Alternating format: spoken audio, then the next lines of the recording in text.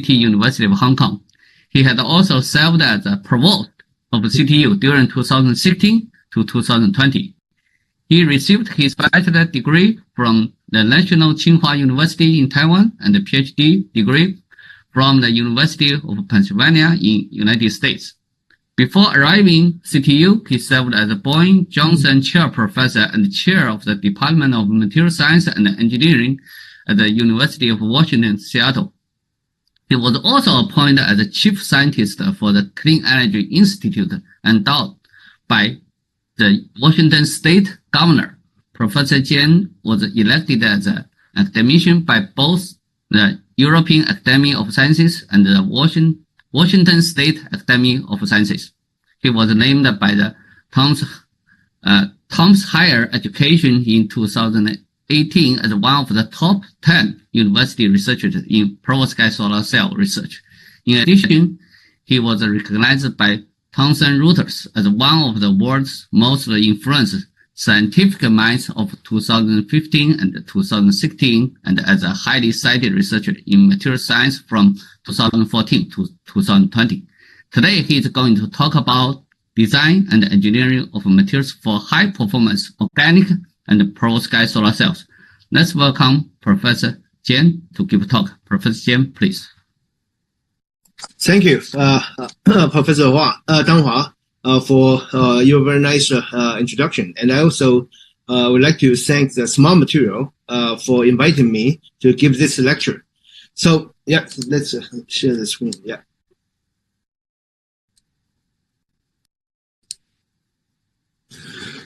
Okay, today the topic of my talk is design and engineering of the organic material for OPV and also perovskite solar cells. So in this talk, I would like to focus on the three different topics. The first one will be the very recent, very exciting development of the novel non-fluorine acceptors for achieving record high efficiencies and also low photovoltage loss in organic solar cells. After this, I would like to move on to talk about,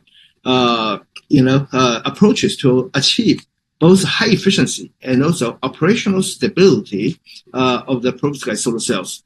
First, I would like to introduce the design of smartly engineered interfaces for achieving very high efficiency and low photovoltage loss.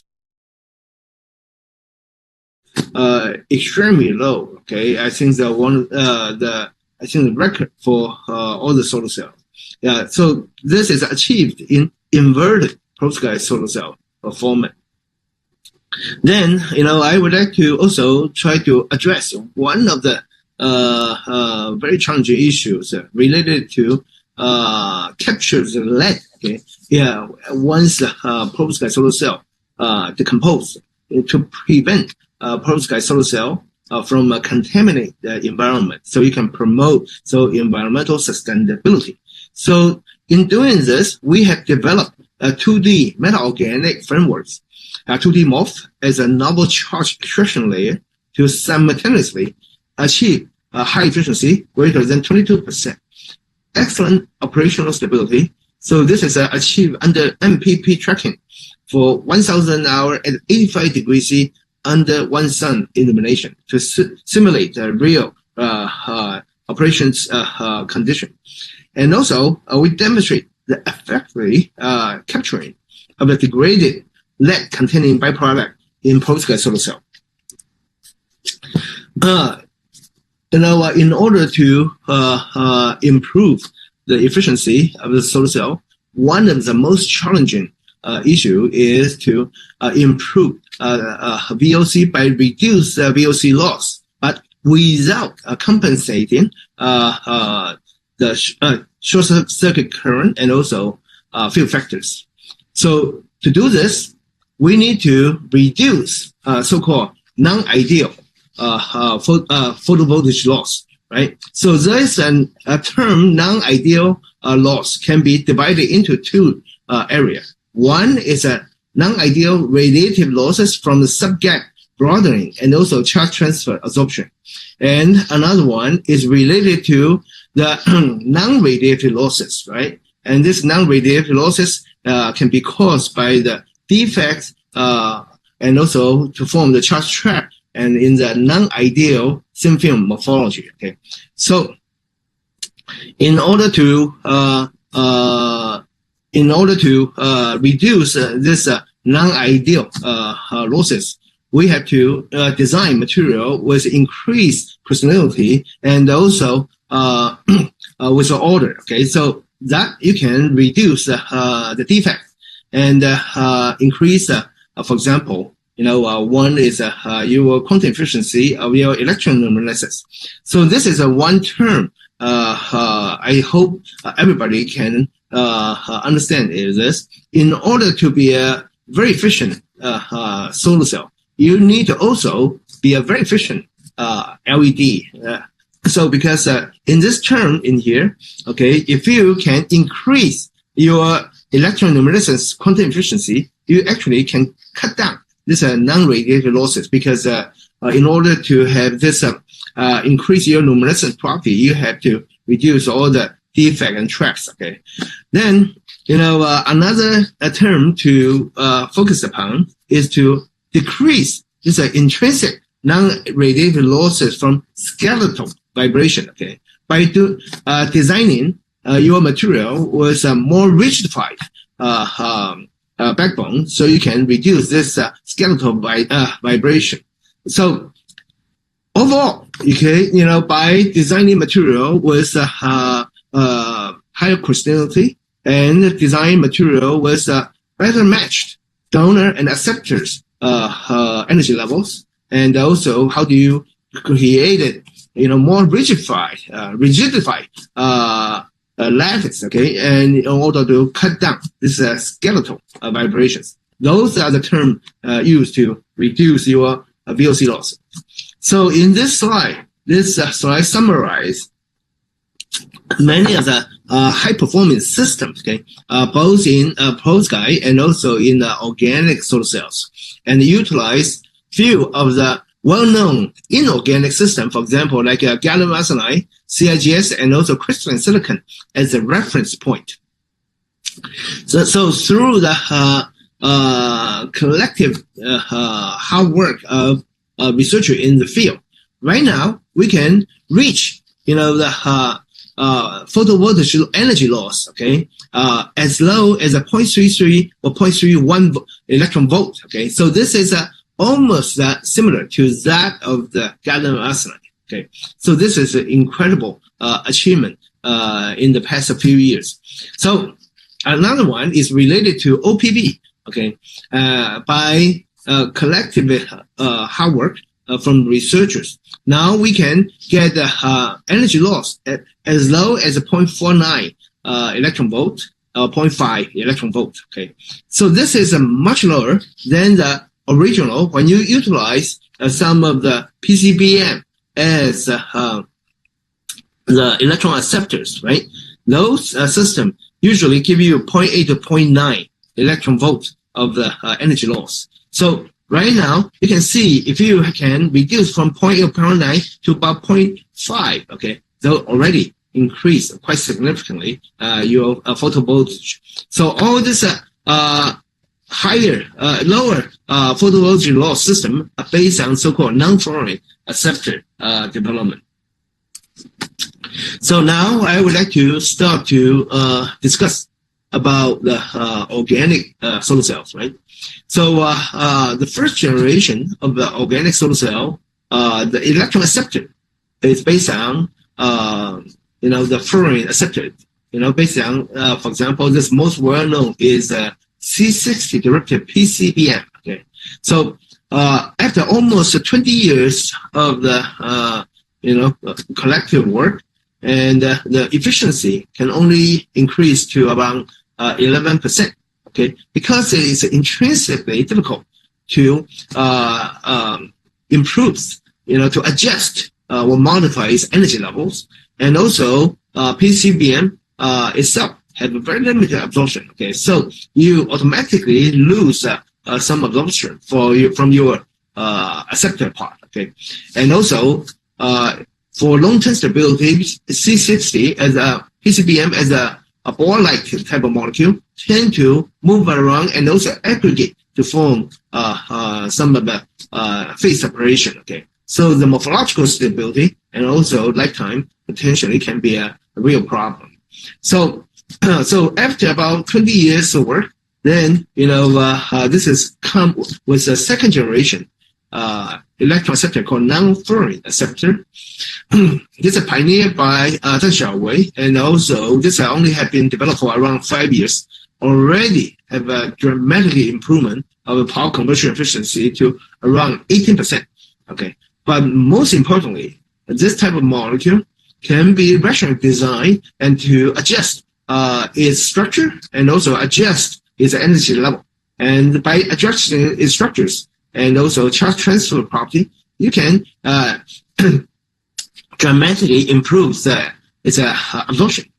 So, and also you can tune their energy level so they can much better match with your donor molecule. So by the proper device engineering and also interfacial modulation, okay, then this type of device can reach power conversion efficiency as high as 18%.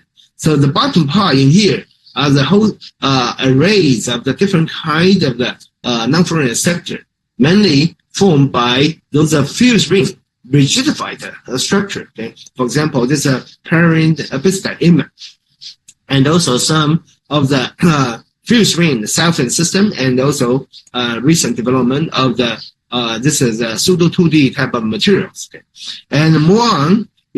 People recently also take some of the non-fluorine acceptor and try to build into the polymer electron acceptors, right? So this has also significantly improved the efficiency of your solar cell to close to 16%. Okay, so this is a very exciting development area. So let's discuss about the first generation of the non-fluorine acceptor. And this non-fluorine acceptor mostly based on the so-called ADA. A is an acceptor, donor, and also acceptor type of structure. Donor is mostly based on this fused ring type of conjugate units, okay, to provide its electron donating property.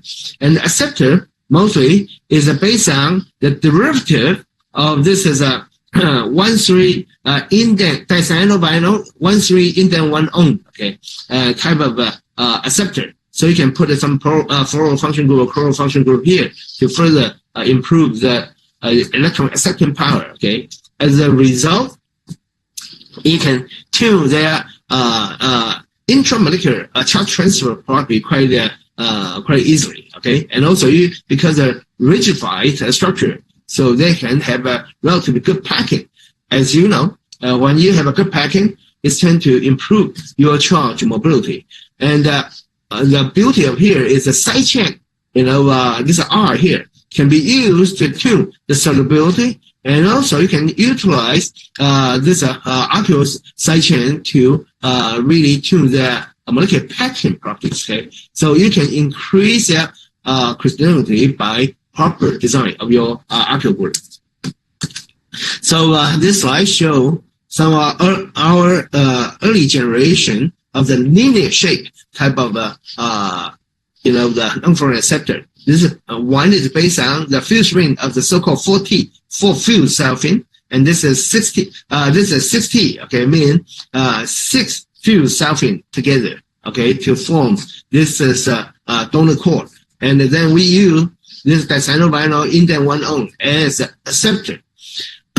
In this linear type of non-fluorine acceptor, they have very strong intramolecular charge transfer property. As a result, they have a very much redshift absorption, can close to get to around 900 or 950 nanometer, right? So further on, we take this fused self-in system and implement some of the fused parole and self-in heterocycle in the system here. So we utilize this parole to have a mono substitution to replace this carbon here, potentially have 2 side chain here. So this is more or less like a prototype of the eventually later the Y6, type of molecule developed by Zhou Yinping. Okay, so even by this linear type of molecule, we can get a very respectable Paul conversion efficiency close above the 13%. Okay, so as you know, when you have a linear type of conjugate unit, and you have a donor and acceptor substitution, the intramolecular charge transfer is along this main conjugation plane. Okay, so although you can significantly increase the intramolecular charge transfer and also improve your absorption to neo-IR, but however, the strong intramolecular charge transfer is detrimental to the luminescence property, okay? Because this is a intramolecular charge transfer is based on the molecular orbital overlap between the HOMO of the donor and also the LUMO of the acceptor. So when you have a strong ICT, okay, then the luminescent property tend to be very weak. Okay, as you know, in order to improve your efficiency, you really need to also increase the electroluminescence. Means your luminescence quantum efficiency is quite important. So if we can further design the molecule by instead of just focus on the long axis, if you can also expand by your off the long axis, so you can build a pseudo 2D type of core molecule in here. Okay, so this paper described you can design few of this so-called pseudo 2D type of material. By doing this, you can still get controllable. You can still get the desirable band gap, but you will not have this detrimental ICT associated with it. As a result, you can significantly improve molecules luminescence property. Okay, so this is very important for the later on the development of the pseudo 2D material by Zhou Yinping. Okay, so instead of just talking about development of the pseudo 2D type of electron acceptors, and we can also modify the donor part. Okay, so in this design, we can instead of a linear conjugate unit as a donor core, so you can now have a porphyrin, okay, like a pseudo 2D type of donor. By blending, this is a 60 linear non-fluorine acceptor with this pseudo 2D donor, but with so this two material have a very strong absorption, can cover the region between 300 to 900 nanometer, so they have a relatively strong light absorption. But then their morphology can be tuned, okay, to have this as a sequentially evolved crystalline morphology through the tuning of the solvent additive and also solvent vapor annealing, okay, to form this very favorable multi-length scale morphology. So as a result, you can get this multi-scale morphology and a highly crystalline material after you do the solvent annealing. Okay, then you can get efficiency above 12%. So this is for all small molecule type of solar cell. So by taking advantage of this ternary approaches, so we can add 10% of the highly crystalline 40IC as the additive into the host at 60IC. Okay, so by incorporate this 10% 40IC, it significantly enhances the crystallinity of the blend. Okay, and maintains the face-on orientation, and also still keeps the proper multi-length scale of morphology. So this is a combined advantage, okay, allow us to dramatically improve charge restriction and also recombination in the devices. So we achieved a record high power conversion efficiency close to 16%. So this work is a collaboration with Professor Lian Li and also my former my postdoc at Gaoke at the University of Washington. Now I would like to move on to discuss a little bit about the second generation of the non-fluorine acceptor, pioneered by Zhou Yingping. So instead of ADA type of arrangement, he put in another acceptor in between. So you form ADADA type of arrangement. So by incorporating some of this is a fused ring structure acceptor in the middle. Suddenly you form this is a banana shape and also pseudo 2D type of conjugated unit.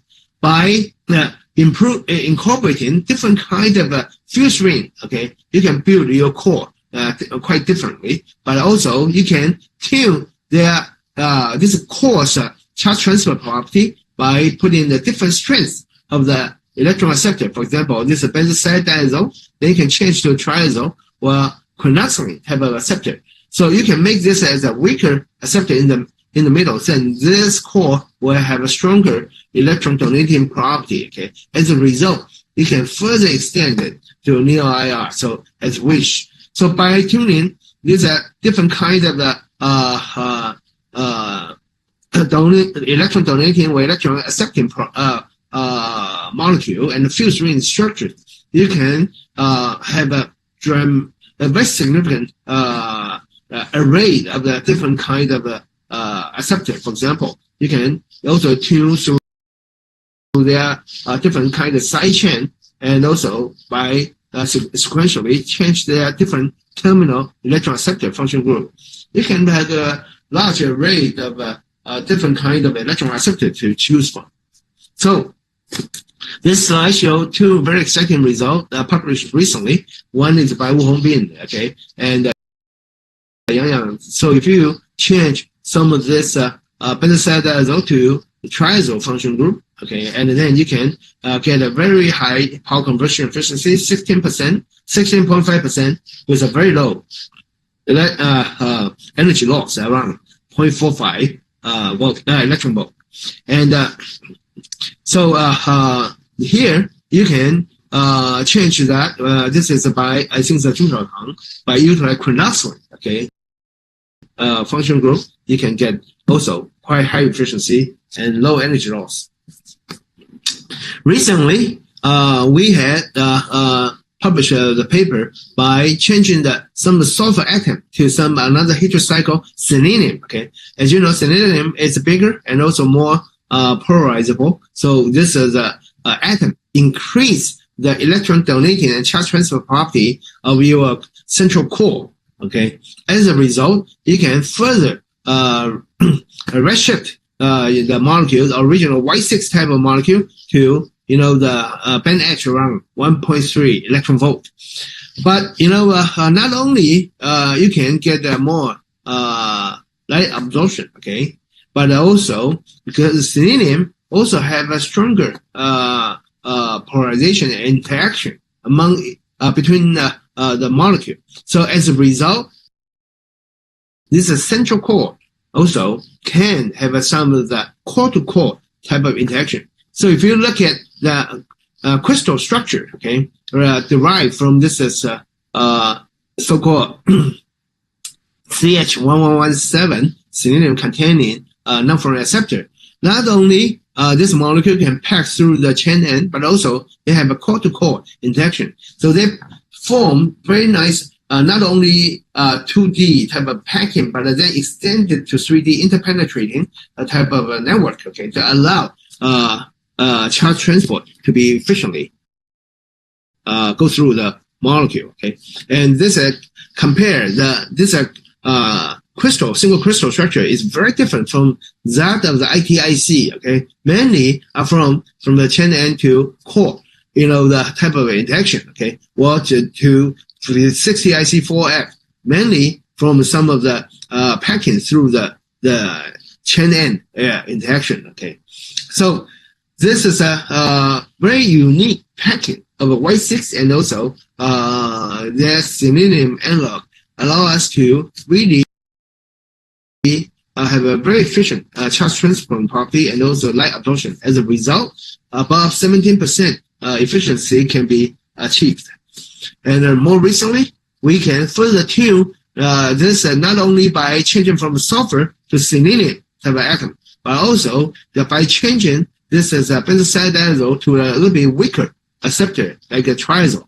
And then this triazole, instead of the one published by Wu Hongbin with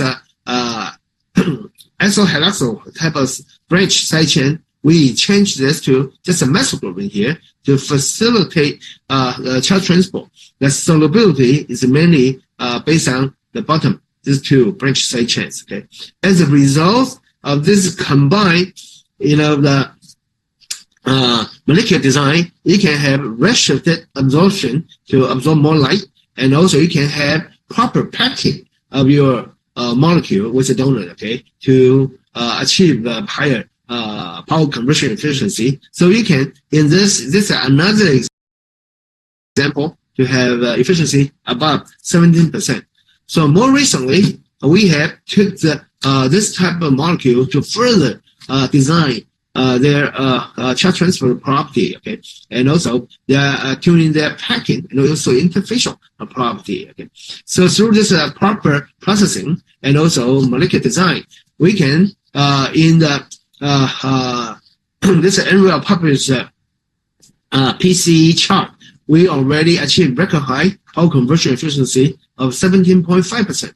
But more recently, this is a certified result, and this is our new lab result, already show some of the device can get above 19% power conversion efficiency. So with this continuous evolvement, okay, of the molecular design and also progress made for devices, I am quite optimistic. The OPV can achieve above 20% of power conversion efficiency in the near future. So this is a very exciting development. Now I would like to shift gear to talk a little bit about the perovskite solar cell.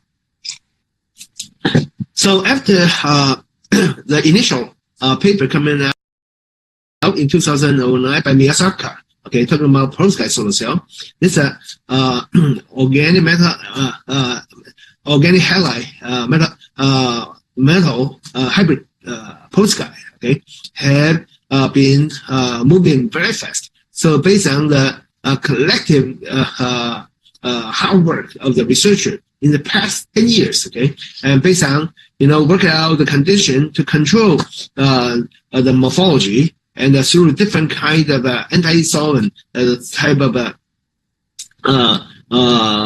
processing, okay, so you can get better crystallinity and also control large grain size, okay, of your perovskite. And by applying some interfacial modulation and also composition engineering and also defect classification, okay, now the efficiency can move as high as 25.5%. So this is almost exactly that of the crystalline silicon. Okay, so you already can rival that of the inorganic solar cell. Okay, inorganic material-based solar cell. Okay, so in the future development, I think perovskite solar cell need to focus on few things. One is to how do you improve the environmental stability and also operational stability, okay, and also try to solve some of the environmental concern, because all this hybrid perovskite are very soluble in water, okay. So if any of the solar cell break seal and during the rainfall, and then potentially this decomposed perovskite can be extracted by water and get into the soil, can contaminate the soil. Okay, so this as all the issues have been sort of questioned by people in the field and also community about so to in that hamper the progress of the commercialization. Okay, so perovskite solar cell. So on the other hand, okay, when we look at improving potentially further improving efficiency of the perovskite solar cell, and there are three factors: VOC, JSC, and field factors to really improve your solar cell, right? but with the JSC and fill factor of perovskite solar cell almost reached their maximum values. Okay, the remaining area for improvement, I think, is based on VOC. If you look at this, is a paper from the scientific report, right? So original VOC after you due to this is ionic nature of the perovskite. Okay, so then they tend to form the different type of defects. Okay, and then this defect can form the traps, and also this trap can be in the grain boundary, in the interface, or in the boat. Okay, so as a result, if we can passivate all this charge trapping defects, okay, then potentially you can maximize the VOC to further improve your efficiency. So in the literature, okay, talking about the defects of a perovskite, because this is the ionic nature of the hybrid perovskite, and they're starting from mixing in the solution of the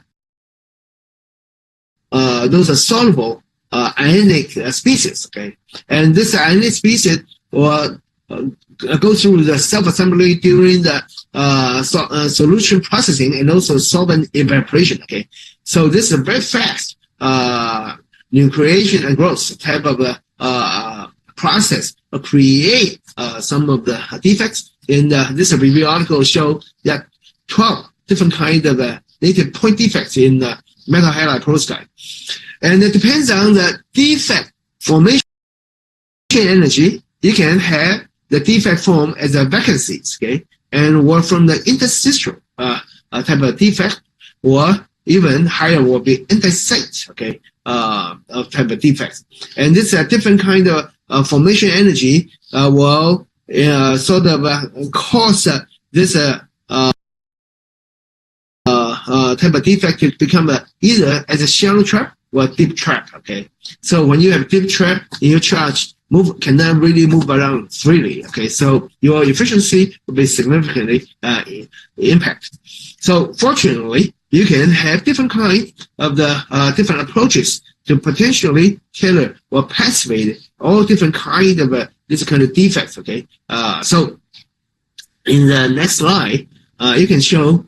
You can see, there are several different kind of methods have been used in passivating the defects of perovskite. You can use, Lewis base, okay, like xalphine, with long pair electron to passivate some of the positively charged defects, okay.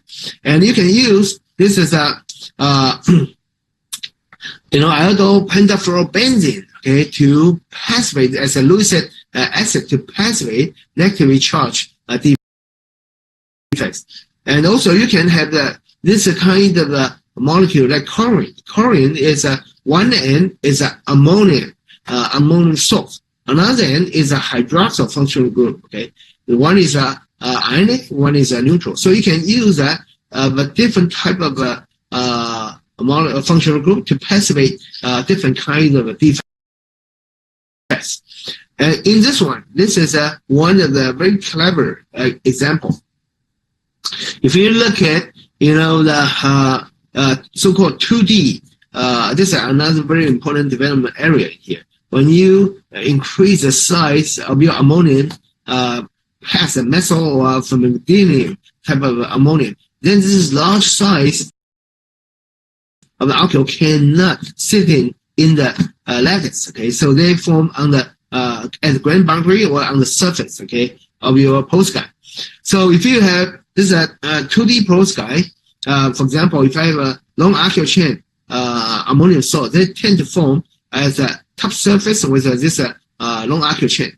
But if I can have another highly crystalline whole transfer material made by 3-alkylsulfine, regional specific 3-alkylsulfine, they also have those hexyl type of function group can form interdigitate type of interaction in the surface. As a result, you can significantly improve your charge instruction and also improve your stability, because this is non-polar surface, okay, will prevent moisture from penetrating through your polar perovskite. So in our study, okay, we try to come up with approaches. This is the so-called bifunctional type of molecule, and be used to tether the surface of the termination. Okay, so we choose two type of molecule. One is we call this is about pyrazinium iodide. Pyrazinium iodide is one end is a neutral amine. Another one, this is with ammonium function group. And try to have a comparison. We also build another reference molecule with both sides ammonium type of function group. Okay, we call PDI. Okay, pyrazinium diiodide. Okay, so this is one end of this amine function group. Another end is ammonium function group. Okay, this amine group with a lone pair electron, they can react with a under-coordinated lead, okay, to form very strong bonding, okay, and to passivate those defects. And this ammonium site, okay, can actually passivate some A site, okay, to as a cation. The missing of cation, this ammonium salt can actually fill in as for that empty A site. Okay, so this the design of the molecule potentially to solve the both need in that. So to prove, this kind of molecule can indeed form strong bonding with lead. Okay, so we take, we grow the single crystal structure of the Pi lead iodide.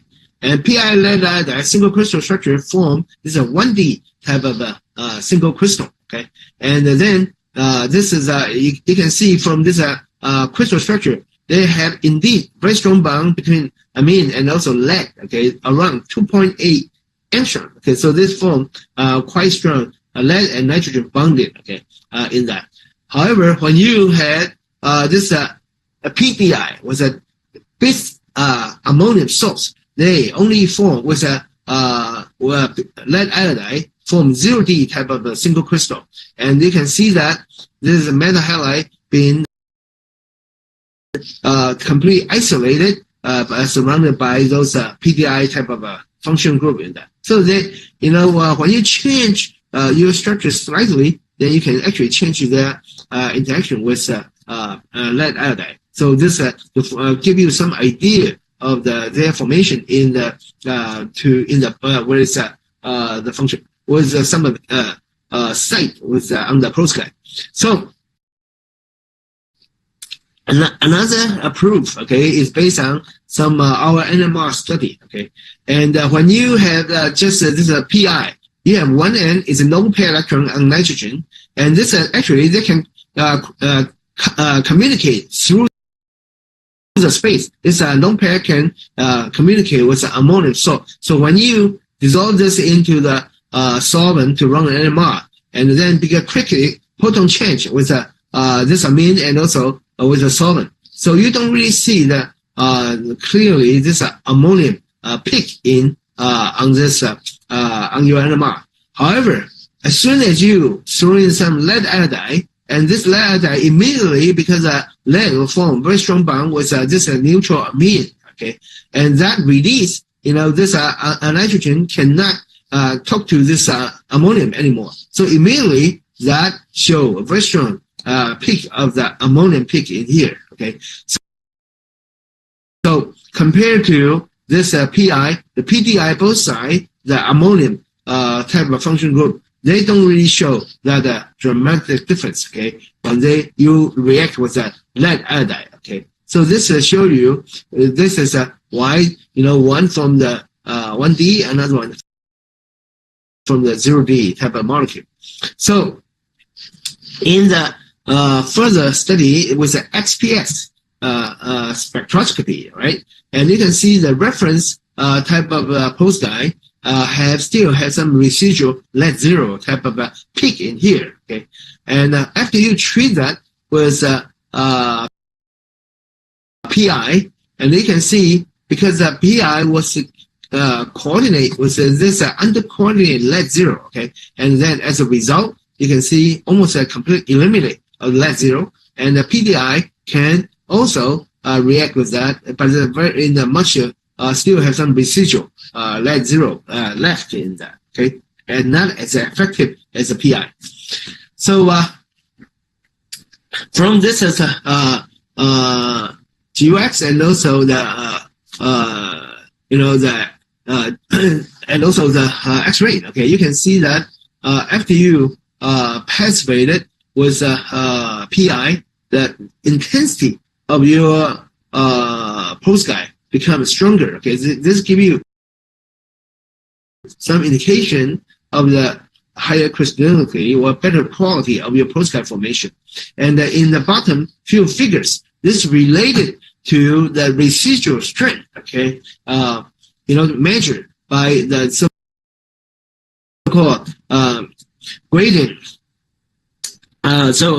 Gradient instance, the X-ray diffraction, okay, to measure is a strength data, and we try to measure that with a different tilt angle, okay, from 10 to all the way 10 degree to 60 degree, okay, to measure their residual strength. Because in the reference postguide, because you still surface may still have some of the undercoordinated lead, where you have some missing A site, so you still cause some strength in that. But with PI treatment, okay, you can see, because a PI can react with the undercoordinated lead, and also ammonium can react with the A site, okay, that can significantly release the surface strength of your postguide. So by plotting that, okay, you can release strength from the reference sample. You have residual strength about 61 megapascal, okay, to actually reduce that to almost 27.5 megapascal. Okay, so this significantly reduced surface strength also will facilitate your charge transport and also your stability. And after this PI treatment from the UPS, we also can observe that the Fermi level shifting of your PI treated postguide, and now your Fermi level shift to much more above to almost 350 millielectron volt to conduction band. As a result, your postguide had a little bit more N character, okay, compared to the unpacified postguide. And this slide to show you some study, photoluminescence study, and also time resolved photoluminescence study of the reference postguide and also treated postguide. Okay, you can see the intensity of steady photoluminescence, and the intensity of the one treated by PI also much higher, 3 to 5 times higher than the reference postguide. And then the treated postguide also have more prolonged lifetime compared to untreated postguide. And this is a confocal photoluminescence study, okay, and to in the focus down, okay, and on the different grain of your postguide, okay, you can see after PI passivated, the intensity of the luminescence has significantly improved, okay, much brighter, and also much more homogeneous compared to the reference one, and also with the PDI treated one. Not only you have a high brightness, but also you have more homogeneous distribution of your photoluminescence. So as a result of this bifunctional molecule passivation, this device can reach record high 23.4% power conversion efficiency. This is for inverted type of solar cell. I think from my knowledge, this is still one of the highest power conversion efficiency for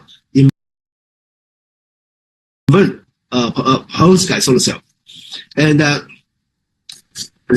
photovoltaic loss, okay, after because of passivation of the defect, now you have a very low energy loss to around 0.33 electron volt.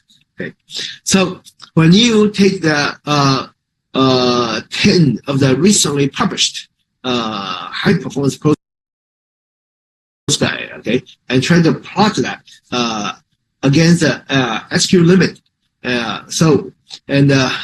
you can see this is close to the straight line. Is close to 95% of the SQ limit, right? And you can see our molecule have the combined very high photovoltage and also very low photovoltage loss. Okay, so this is one of the best results published recently. And when we prepare our paper, we also observe another one, and this is record low. Okay, energy loss about 0.31. Okay, 0.31 is exactly the energy loss for gallium arsenide. So this is very amazing. Okay, for perovskite solar cell, one can achieve such low photovoltage loss. So I would like to shift gear a bit to talk about another example for our so-called surface preservation. This is based on the all inorganic perovskite solar cell. All inorganic perovskite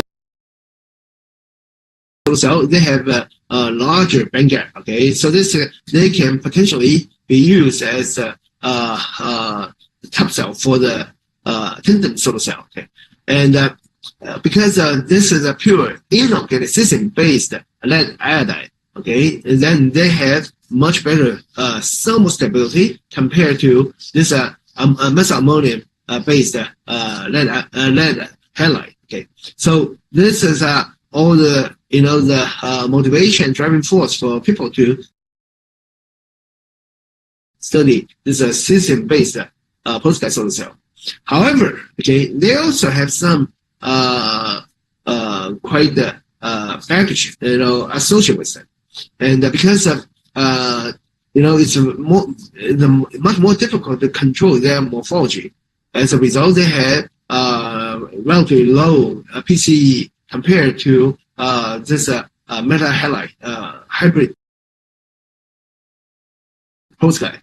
And also, one of the important challenges is the poor phase stability, right? So the original photoactive black phase, alpha phase, okay, system iodide, if you slowly cool down in the environment, okay, and exposed to air and water, and then this is a black phase, alpha phase, will actually decompose into the non-perovskite delta phase. Okay, so and also due to this processing during the thermal cooling, then you can see also they have a couple of different other phases, although they are photoactive black phases, but then you can see they have a tetragonal from cubic change to tetragonal beta phase or orthorhombic gamma phase. Okay, so all this for inorganic solar cell, they have relatively poor phase stability that need to be overcome. So we have applied one very simple approach. Okay, take one of the molecule we developed for non-fluorine acceptor, right? Okay, and then you can see non-fluorine acceptor, they have the HN and they have a cyano function group because it's a strong charge transfer. Okay, and the N is a relatively electron rich. So you can utilize that this cyano group can react with the PB exposed surface. Okay, it can coordinate with lead. Okay, just like you have a amine type functional group we just described earlier, right? As a result, you can passivate this inorganic perovskite and also improve its stability. Okay, so at that time we can achieve power conversion efficiency around 16%, already quite respectable. And more recently, based on the inspiration of the multifunctional molecule to passivate perovskite, okay, we also utilize one of the molecule. This molecule containing both carboxylic acid, iodide, and also free amine functional group called ATPA. Okay, and then this is a carboxylic group can actually binding on the titanium oxide surface. This is used as the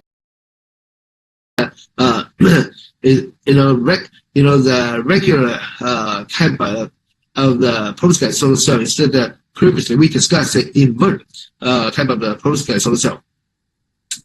So this molecule, just single molecular layer, okay, can passivate some of the charge trap as the titanium oxide, but also you can use this to passivate the interface of the perovskite form on top of this molecule. So if you look at the molecule, not only they can enable a perovskite to form more ordered and also higher crystalline perovskite on top of this molecule, and they can also passivate some of the different defects I just described earlier. As a result, it can further improve the power conversion efficiency to 18%, above 18%. You can see that, okay, all this utilizing some of the smart design multifunctional group, okay, can significantly improve both the efficiency and the stability of your perovskite devices. Last example I would like to explain is also a very interesting way of trying to improve your quality and also interfaces of perovskite. This is based on large stack ammonium interlayer, right? So if you look at that, as I said before, when you have ammonium size, the size of ammonium function group bigger than methyl ammonium or ferritium ammonium, right? And like a gallium, gadolinium, okay, or gadolinium or phenylacyl ammonium, okay, and also this butadiene type of function group. They have much larger size. They cannot fit into the perovskite lattice. So one way to do is that form as an interface. So what we do in here is on the whole transfer material, you spin a very thin layer of this large amine, okay, a larger acrylamine, okay, and this is a larger acrylamine. And when you now spin the perovskite solution on top of that, they can be viewed as like a templating surface. Okay, use that to guide the growth of the perovskite on top of this monolayer. Okay, and also this ammonium salt can utilize that to passivate some of the defect of your perovskite. You can see that by comparing with this XRD of the control perovskite with a different the diacrylamine, okay, right? You know, the large size acrylamine. You can see the crystallinity has been significantly increased, and also. So, if you look at from the steady state PL, and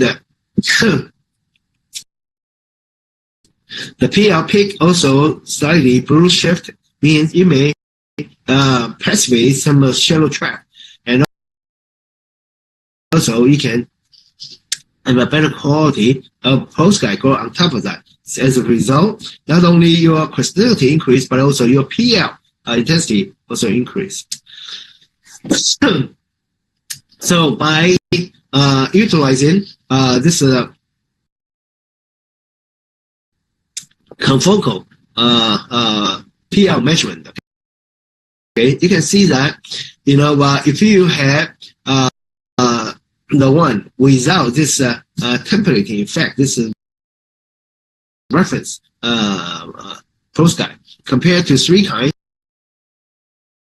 PEA and butyl diammonium, and also clinidinium, right? You can see the one with a butyl diammonium one, you can have much more homogeneous surface property of the postguide. This is an amazing thing because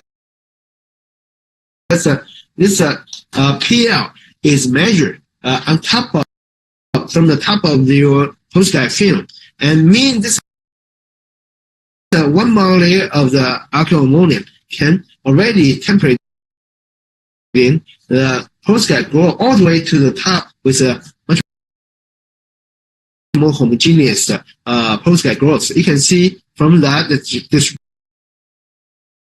distribution of your PL peak. This is also much narrower compared to the one with a reference sample.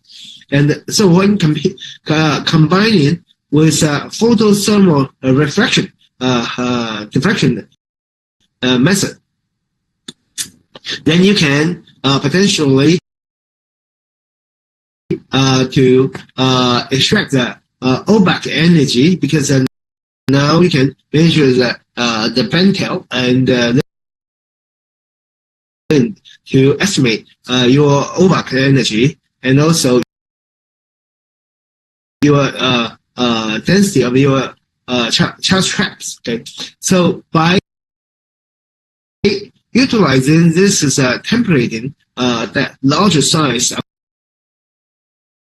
alkyl ammonium, you can see they significantly reduce the trap density from 10 to 16th to 20 to 15th. Okay, and so then also the OBAC energy also have been reduced from about 20.6 to 18.2. The VOC is dominated by the the photovoltage loss. Okay, been reduced by this temperating effect, and reduce the trap and also defect. Okay, in your both postguide. Okay, and so this is one thing to show. With this very simple concept, you can significantly improve your device performance.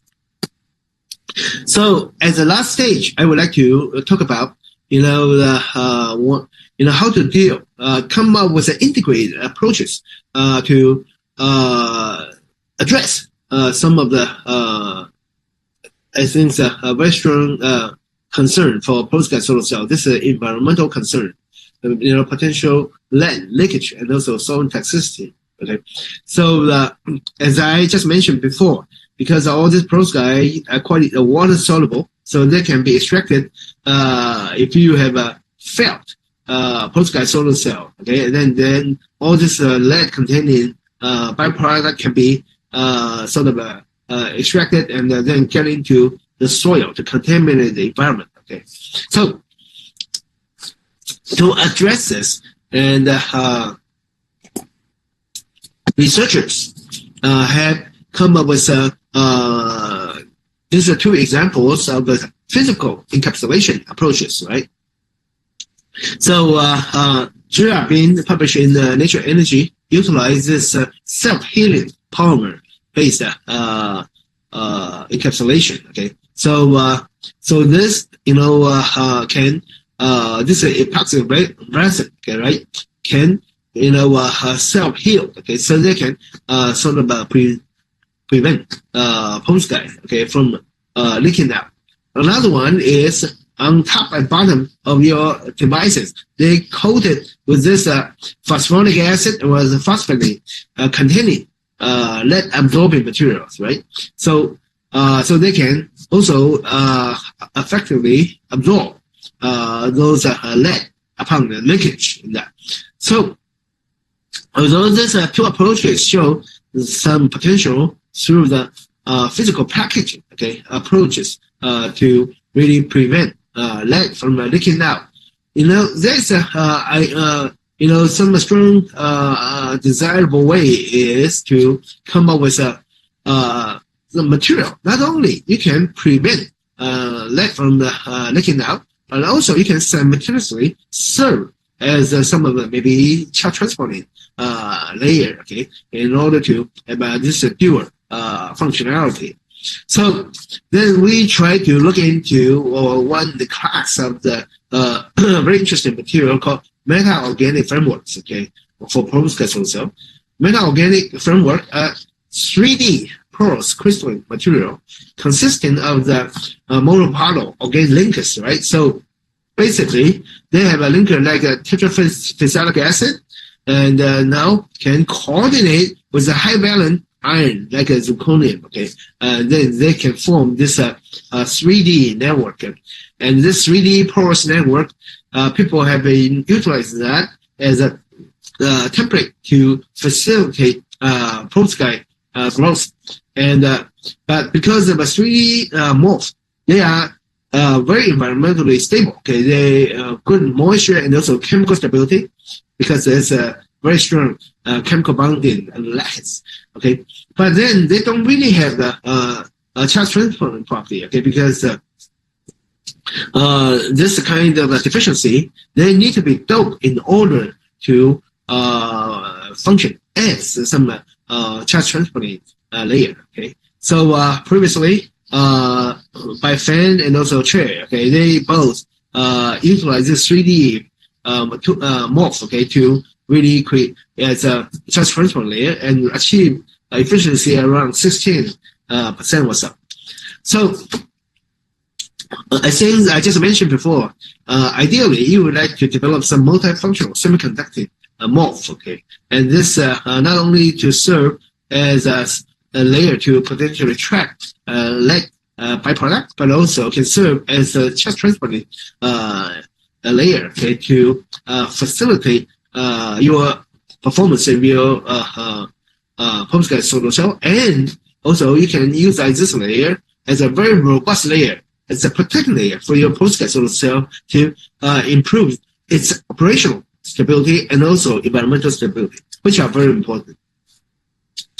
So this is by collaborating with my collaborator, Professor Xu Zhentao, in the chemistry department, and this is a ligand can be used. This with a tetraphenol group, sort of arranged in this 3D direction.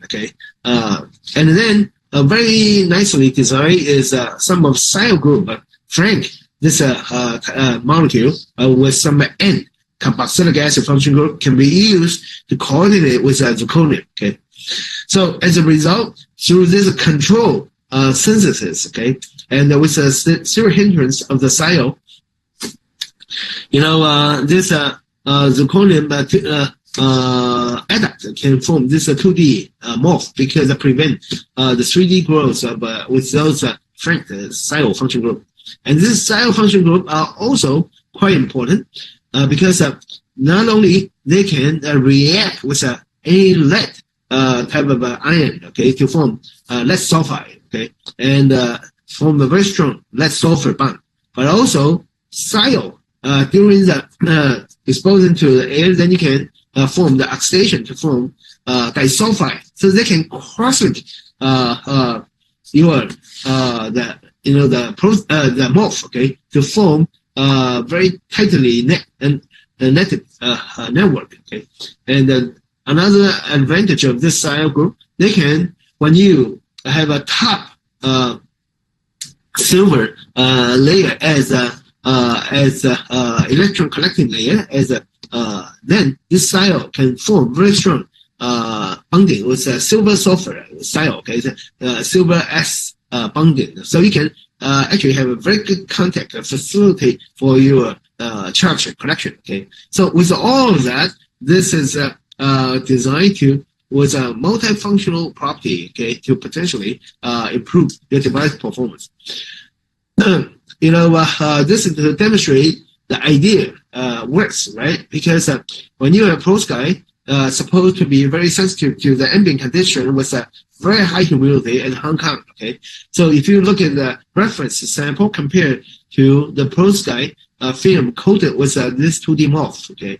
Even after 16 days sitting in the very high humidity lab, okay, and still maintain the black photoactive phase.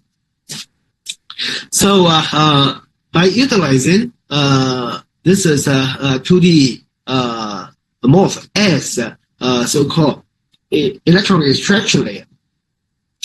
So this electron extraction layer allow your charge to be effectively transport because it's have a much higher electron transport property than those traditional 3D morph. So you can facilitate your charge transfer and collection to silver. Okay, as a result, you can get above 22% efficiency out of this. But most importantly, just like what I said, this 2D morph, you can have very good environmental stability and also hydroelectric stability. You can cook it in the boiling water, okay, for overnight without destroying its structure. Okay, so they still maintain their original structure. So with this very good mechanical property and the environmental stability, when you coat it on top of the perovskite, okay, and you can significantly enhance the stability of the perovskite. And this is the bottom one, is one of the very stringent testing condition at 85 degrees C and park at the maximum power point, okay, in the operation condition at 1 sun and monitor that for 1,000 hour continuous operation, okay. So this you can see that even with that stringent condition, okay, compared to the reference sample, that would the fail reaction quite much earlier. This after 1,000 hours still worked very well. Okay? And this by using the top sims, okay, to layer by layer to spotter away your layer of the decomposed device. So we take the encapsulated device exposed to the moisture for a long time, and then try to utilize the top sims to spot the top layer. Okay, you can see that the reference one, okay, without this 2D morph, and this the lead containing moiety can penetrate all the way to silver. Okay, right? But then with this 2D morph, and then this lead containing molecule can be trapped as an interface between by this 2D morph. So this is show you, okay, this is one very important characteristic of this 2D morph, and this is the one to show you what's the ability of the this 2D morph in absorbing lead ions, right? And to show you they have very fast rate kinetics, okay, in reacting with lead containing a byproduct, and can have a substantial value of the lead absorption capacity of the 350 milligram per gram. Okay, that means it's quite effective in absorbing the lead byproduct. So this is a ultimate test. So we take our device, let it sort of sitting in the environment for quite a while, then try to immerse that into the acidic water. So this pH 5.6 to simulate the acidic rain, right? Okay. So by sitting there for a period of time, then we took out the device and then test the extract aqueous solution, okay, and try to test the lead content with lead paper, okay. And you can see from the one without the 2D morph and the one with the 2D morph, okay. And then you can see, more than 80% of the lead containing moiety can be captured by this 2D morph. without getting into the acidic water, right? So this demonstrate, the principle. Okay, although this can be further optimized, and this demonstrate the feasibility of utilizing some material to serve multifunctional purposes, not only to protect your device but also to improve the operational stability of your devices. So after we published this in Nature Nanotechnology, and it attracts the attention of the people from all over the world. Okay, so this is from Europe, from US, and also from China and Hong Kong. Okay, all see some of quite active press coverage. So with that, I would like to wrap it up and thank all of you for listening to my talk. And also, I would like to thank all my research group members have been working hard, trying to working on this very challenging field and come up with quite fruitful results. Finally, also, I would like to thank all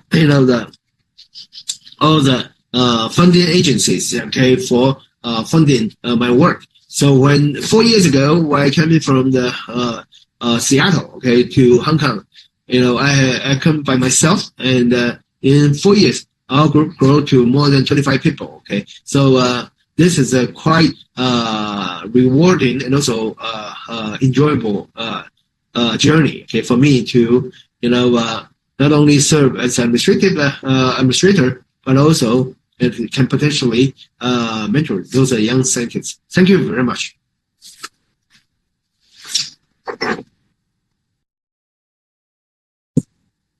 So should I stop sharing? For your wonderful talk.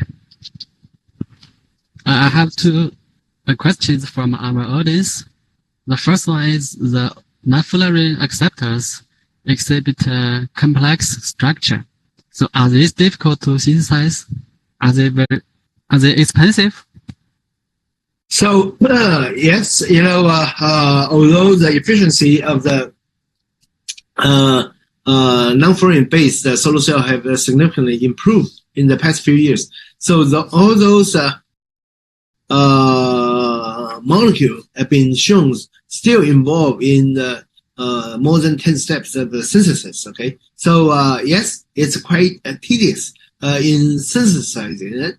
So we are actually in the process of trying to after we understand what kind of structure can potentially reduce the photovoltaic loss and improve your charge transport. So we are now trying to get into much simpler both a donor and also some of the non-fluorine acceptor structure right now, and try to simplify synthesis. Potentially can reduce the cost and also potentially promote the general applicability for commercialization. Yeah. Thank you. The second question is, you have developed a very excellent acceptor materials. Do you think should we also develop specific acceptor donor materials to achieve even higher TEC? Sure. I think this is a very good question. Okay, and this right hit to the point, right? Because today I only discuss about the non-fluorine acceptor development, but this is just a half part of your mixture, right? So if you understand the principle of your acceptor, now you say, okay, how do I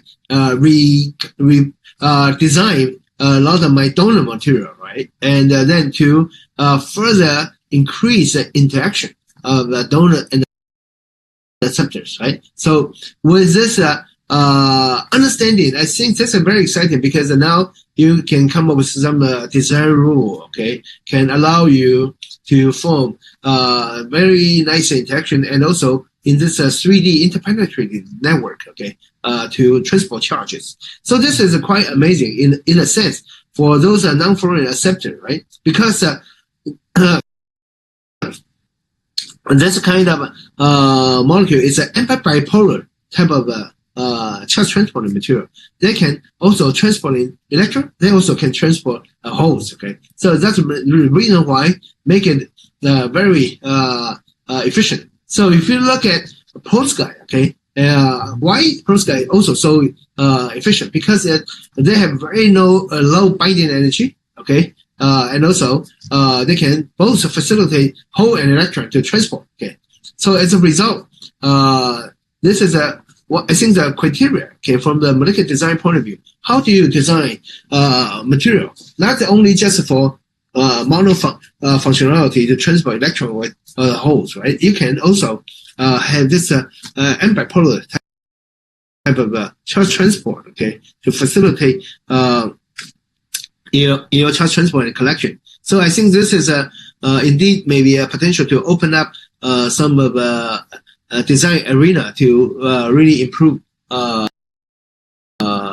efficiency, but also when you can do this, you can also potentially utilize that for organic electronics for FET or other things, right? Okay. Okay, thank you very much for your wonderful talk. Hope you can submit your paper to SmartMat in the future. Yeah, sure, no problem. I think Zhanghua have been always try to promote small materials. Okay, I think many of my colleagues here also gave the talk in the lecture series. Okay, I think we will be your strong supporter to support the journal. Okay, so just don't reject our paper. Thank you. Thank you, Alex. Thank you for your very, very nice talk. Thank you. Yeah, sure. Welcome. Thank you. Okay. Yeah. Bye-bye. Bye.